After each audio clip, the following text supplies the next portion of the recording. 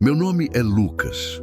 Tenho 38 anos, moro em Ribeirão Preto, trabalho como técnico de manutenção industrial e até 2 anos atrás eu achava que conhecia a minha história. Achava que sabia quem eu era, de onde vim e por que a minha mãe tinha ido embora quando eu tinha 8 anos e nunca mais aparecido. Pelo menos era isso que me contaram. Por 20 anos eu vivi com essa versão, com esse peso, com essa raiva surda de uma mulher que, segundo meu pai e meus avós, tinha nos abandonado porque preferiu a vida dela a mim e ao meu irmão mais novo, o Tiago. Uma mulher que, segundo eles, tinha escolhido um homem e desaparecido sem olhar para trás. Cresci acreditando nisso. Cresci com aquela imagem dela dentro de mim. Uma mulher fria, egoísta, que tinha me olhado nos olhos e decidido que eu não era suficiente para ficar. E essa imagem foi me moldando de um jeito que eu só fui entender muito depois. Fui crescendo fechado, desconfiado, com dificuldade de confiar em mulheres, com dificuldade de confiar em qualquer pessoa, na verdade. Meu pai, Edivaldo, era um homem duro. Não era violento, não bebia, não gritava. Era só duro. Daquele jeito silencioso que machuca mais do que tapa, sabe? Ele não falava da minha mãe. Quando eu perguntava, ele cortava o assunto com uma frase. Ela foi embora, acabou, não tem mais o que falar. E os meus avós paternos, que nos criaram junto com ele, completavam o quadro. Minha avó Lourdes, especialmente, nunca perdeu uma oportunidade de colocar mais um tijolo nessa parede. Sua mãe não prestava, meu filho. Ela nunca quis saber de vocês. Você tem que agradecer que seu pai ficou. Eu agradecia, todo dia eu agradecia. E todo dia eu enterrava um pedaço da saudade que sentia dela, mesmo sem saber direito se saudade era a palavra certa para alguém que nunca estava lá. Com o tempo eu aprendi a não falar nela. Aprendi a ignorar o buraco que ficou. Fui crescendo, terminei o ensino médio, fiz um curso técnico, entrei no mercado de trabalho cedo, porque meu pai deixou claro que não tinha condições de me sustentar depois dos 18. Tiago era o caçula, o protegido, o que precisava de mais atenção. E eu era o mais velho, o forte, o que já dava conta. Virei o suporte de todo mundo sem que ninguém tivesse me pedido permissão para isso. Quando meu pai ficou doente em 2018, foi natural que eu assumisse as contas da casa dele. Tiago morava em outro estado, tinha família, tinha dificuldades financeiras. Então, eu pagava. Pagava o plano de saúde do meu pai, os remédios, as consultas. Tirava do meu salário todo mês sem reclamar, porque era o que se esperava de mim. Quando minha avó Lourdes precisou de cuidados, adivinha quem ficou responsável por levá-la no médico toda semana? Eu. Meu tio Sérgio, filho dela, morava na mesma cidade que eu, mas trabalhava muito. Minha tia Fátima ligava para perguntar como a mãe estava, mas nunca aparecia. E eu estava lá toda quinta-feira de tarde, na sala de espera do geriatra, esperando, enquanto a minha avó reclamava que o assento estava duro. E eu deixava. Eu deixava tudo isso acontecer porque fui criado assim. O mais velho segura. O mais velho não reclama. O mais velho tem obrigação. Naquela época, eu me sentia útil. Achava que era isso que me definia, sabe? Ser necessário. Mas tem uma diferença enorme entre ser necessário e ser valorizado. Eu era necessário para todo mundo, valorizado por ninguém. Naquele período da minha vida eu me sentia o suporte invisível da família inteira, aquele que segura tudo sem que ninguém pergunte se você está bem. Se você já se sentiu assim, sendo o pilar de todo mundo enquanto por dentro você estava desmoronando, me conta nos comentários. Eu sei que eu não sou o único que passou por isso. O tempo foi passando e a raiva da minha mãe foi ficando cada vez mais automática. Não era mais uma dor ativa, era só um reflexo. Quando alguém falava em mãe ausente, eu franzia o senho. Quando via cenas de abandono em filme, eu mudava de canal. Quando algum amigo reclamava da mãe por coisa pequena, eu pensava, você não sabe o que é de verdade. E aí, em 2022, minha avó Lourdes teve um AVC. Sobreviveu, mas ficou com sequelas. A partir dali, ela precisava de cuidados mais intensos. E adivinha o que aconteceu? O tio Sérgio começou a falar em colocar ela numa clínica. A tia Fátima concordou. E meu pai, que mal conseguia cuidar de si mesmo, ficou fora da conversa. Eu fui contra. Falei que a gente podia se revezar. Falei que ela estava bem no apartamento dela com uma cuidadora. Propus dividir os custos entre todos. Sabe o que aconteceu? O tio Sérgio me olhou na minha cara e disse: Lucas, você não tem família. Você não entende o quanto cansa ter que dividir a atenção entre a sua casa e a sua mãe. Eu não tinha família, logo eu não entendia. Aquela frase ficou dentro de mim por semanas, não porque era cruel, embora fosse, mas porque era a síntese de tudo que a minha família pensava de mim. Um ser disponível, sem vida própria, sem peso, sem cansaço, um recurso, não uma pessoa. Minha avó acabou ficando no apartamento dela com cuidadora e os custos foram divididos de um jeito que não foi divisão nenhuma. Eu paguei a maior parte porque ganhava melhor. Ninguém perguntou quanto eu tinha de conta para pagar. Ninguém perguntou o que eu estava abrindo mão para bancar aquilo. E eu paguei, em silêncio, com aquela raiva surda que eu tinha aprendido a engolir desde criança. Teve uma tarde, numa quinta-feira chuvosa de junho de 2022, que eu estava sentado na sala de espera do hospital, esperando o resultado de um exame da minha avó. Eram 17h. Eu tinha saído mais cedo do trabalho. Estava com fome porque não tinha almoçado. E o meu tio Sérgio me mandou uma mensagem. Você pode pegar os resultados e digitalizar para mim? Tô no trabalho. Eu olhei para o meu telefone. Olhei para a sala de espera cheia. E eu pensei, ele nem perguntou como a mãe dele tá. Ele só quer o documento. Eu digitalizei e mandei. E não disse nada. Em setembro de 2023, minha avó Lourdes morreu. Tranquilamente, dormindo, sem sofrimento. E no velório, enquanto todo mundo chorava e se abraçava, eu fiquei de pé no canto, olhando para aquela cena com uma sensação estranha no peito. Não era alívio, não era tristeza, era uma espécie de vazio confuso que eu não sabia nomear. Depois do enterro, fomos para a casa do meu tio Sérgio, e foi lá que aconteceu. Eu estava no quarto dos fundos, que a minha avó usava como escritório quando visitava o filho, ajudando a guardar umas coisas. A tia Fátima tinha pedido para eu separar os documentos da minha avó numa caixa, coisa burocrática, e eu fui fazendo isso, sozinho, enquanto todo mundo estava na sala.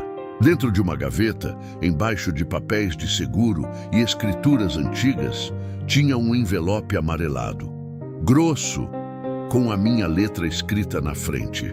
Não era minha letra, era uma letra que eu não reconhecia, mas tinha meu nome, Lucas.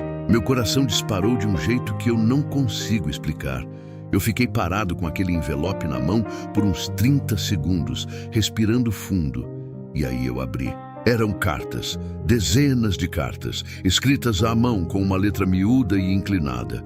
Todas endereçadas a mim e ao Tiago, e no canto superior direito de cada uma, um nome, Vera, o nome da minha mãe. Eu me sentei no chão ali mesmo. Não foi uma decisão consciente, meu corpo simplesmente foi. E eu comecei a ler. A primeira carta era de 2004. Eu tinha 8 anos em 2004. Era o ano que ela tinha ido embora. Só que nessa carta ela não estava indo embora. Ela estava explicando que tinha sido mandada embora, que meu pai tinha pedido o divórcio depois de uma traição que ele cometera e que, com a ajuda dos meus avós, tinha conseguido a guarda de nós dois num acordo judicial que ela assinou sem advogado, sem entender o que estava assinando, acuada e sozinha. Ela escrevia: Lucas, meu filho, eu não fui embora. Eles me afastaram. Mas eu nunca parei de tentar entrar em contato. Eu ligo para o número da casa todo mês e ninguém atende quando sou eu. Eu mando carta e tenho medo que não chegue. Mas eu vou continuar tentando enquanto tiver fôlego. Eu li aquela carta 3 vezes. 4 vezes. Eu não conseguia processar. 20 anos de uma história inteira dentro de mim começaram a rachar como parede velha. Aquela mulher fria, egoísta, que tinha me escolhido abandonar. Ela tinha tentado por anos. E cada tentativa tinha sido interceptada, ignorada, enterrada. Peguei a segunda carta. Era de 2006, depois 2008, 2011, 2015. Ela foi escrevendo por anos. Parou só em 2019, com uma carta curta que dizia: eu não sei mais se você ainda mora nesse endereço. Não sei se você já me odeia tanto que não quer me encontrar. Mas se um dia você ler isso, eu quero que você saiba, eu nunca escolhi ir embora. A escolha foi tirada de mim. Eu estava sentado no chão, com as cartas espalhadas em volta de mim, quando o meu tio Sérgio abriu a porta do quarto. Ele viu as cartas, viu meu rosto e ficou branco. E aí eu entendi tudo. Naquele momento, com aquelas cartas na mão, eu me senti a pessoa mais enganada do mundo. 20 anos acreditando numa versão que era uma mentira construída tijolo por tijolo por pessoas que eu amava. Se você já descobriu que alguém te mentiu por muito tempo sobre algo que mudou quem você é, me conta nos comentários. Eu preciso saber que mais gente passou por isso. Eu fiquei em silêncio com o meu tio por uns 10 segundos que pareceram 10 minutos. Ele tentou falar alguma coisa, abriu a boca 2 vezes e aí fechou de novo. Eu disse com uma voz que eu não reconheci como minha: você sabia? Não foi pergunta, foi constatação. Ele baixou os olhos e esse gesto me disse mais do que qualquer resposta que ele pudesse dar. Eu recolhi as cartas, coloquei dentro do envelope, coloquei o envelope debaixo do braço e saí daquele quarto. Passei pela sala cheia de gente, peguei meu casaco e fui embora sem me despedir de ninguém. Ouvi alguém gritar meu nome lá atrás. Não olhei. Naquela noite, no meu apartamento, eu li todas as cartas, uma por uma. Fui montando a linha do tempo da minha mãe, do que ela tinha vivido, de cada tentativa que ela tinha feito de entrar na minha vida. E fui montando, ao mesmo tempo, a linha do tempo da mentira. De cada vez que meu pai tinha dito, ela não quer saber. De cada vez que minha avó Lourdes tinha dito, ela escolheu ir embora. De cada Natal que passou sem ela porque eu fui convencido de que ela não ligava. Chorei muito naquela noite. Não um choro bonito de filme. Um choro feio, daquele que machuca a garganta com raiva e dor misturadas. De manhã, eu tomei café, liguei o computador e comecei a procurá-la. Não foi difícil. Na era das redes sociais, com o nome dela, a cidade de origem que estava numa das cartas e o sobrenome que eu ainda carregava como dela, encontrei um perfil num tempo que eu nem esperava. Uma mulher de 61 anos, com a minha testa, com o meu jeito de sorrir fechado nas fotos, morando em Londrina. Eu fiquei olhando para a foto dela por um tempo absurdo. E aí mandei uma mensagem. Escrevi só: meu nome é Lucas, acho que você é minha mãe, eu li suas cartas. Ela respondeu em 6 minutos. A primeira ligação durou 3 horas. Nós dois choramos a maior parte do tempo. Ela me contou o lado dela da história, que era exatamente o que as cartas diziam, só que com mais detalhes. Que meu pai tinha ameaçado que se ela tentasse entrar com processo de visitação, ele contaria coisas que destruiriam a imagem dela. Que ela era jovem, sem dinheiro, sem advogado e que os meus avós paternos tinham influência no cartório da cidade. Que ela tentou durante anos, mas cada tentativa era bloqueada ou ignorada. E que em 2019 ela tinha desistido de escrever, mas nunca de rezar. Ela me perguntou do Tiago. Eu disse que ia falar com ele. Ela ficou quieta por um momento e disse: Lucas, eu entendo se ele não quiser me conhecer. Só de saber que você soube a verdade, para mim, já é mais do que eu merecia. Aquilo me partiu ao meio. Eu falei com o Tiago 2 semanas depois. Mostrei as cartas. Ele ficou branco, ficou vermelho, ficou quieto. E aí disse que precisava de um tempo para processar.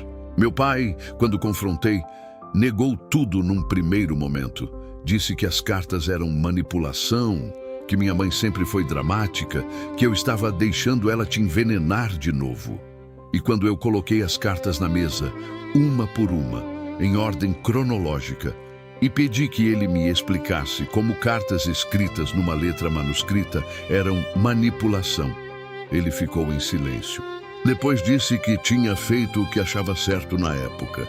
Eu olhei para o meu pai naquele momento e senti uma coisa que nunca tinha sentido antes: pena. Não mais raiva, não mais reverência. Pena de um homem que construiu uma mentira tão grande que no fim nem ele mesmo conseguia mais enxergar o tamanho dela. Eu não briguei, não gritei. Eu disse com calma: eu precisava saber a verdade e agora eu sei. E fui embora. Hoje, 2 anos depois daquele velório, minha relação com a minha mãe está sendo construída do zero. A gente se viu pessoalmente 3 vezes. Foi estranho, desajeitado, cheio de silêncios que nenhum dos dois sabia preencher. Mas também foi real, sabe? A primeira vez que nos abraçamos, ela ficou com a mão nas minhas costas por um tempo que pareceu querer recuperar todos os anos perdidos de uma vez. O Tiago ainda não entrou em contato com ela. É a escolha dele e eu respeito. Mas eu sinto que um dia ele vai. Meu pai e eu nos falamos eventualmente. Não tem mais a mesma relação e, honestamente, eu não sei se vai ter de novo. Não é ódio. É uma distância que se instalou e que vai precisar de muito trabalho de ambos os lados para diminuir. E a minha avó Lourdes, aquela mulher que passou anos me dizendo que minha mãe não prestava e que eu devia agradecer por ter ficado com meu pai, ela morreu sem nunca ter me dito a verdade. Às vezes eu penso nisso. Às vezes fico com raiva. Às vezes sinto uma tristeza profunda, porque eu acho que ela achava de verdade que estava me protegendo.